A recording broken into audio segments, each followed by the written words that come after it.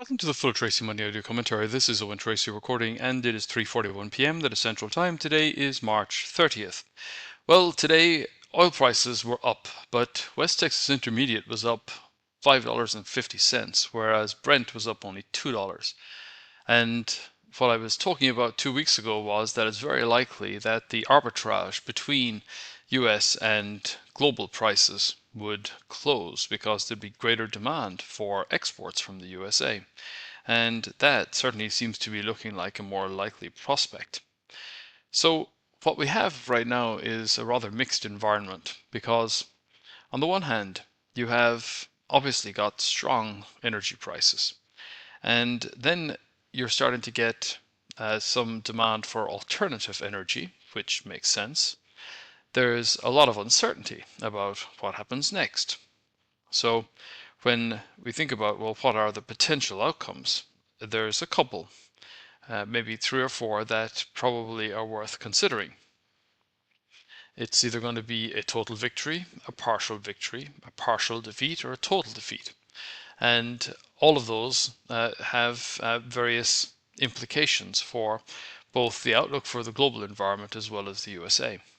So that, I think, is certainly something that is being parsed through in the minds of investors.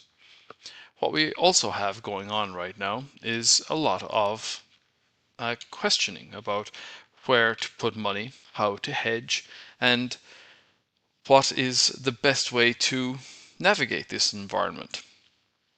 And there are both major trends and minor trends inside that.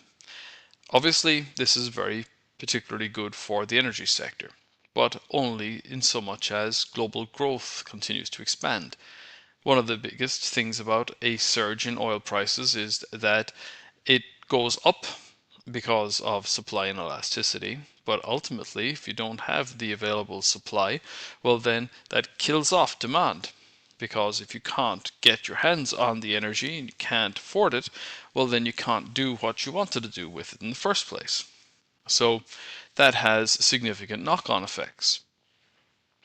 What I'm writing about in Comment of the Day today is really to compare the current environment to what was going on in 2019.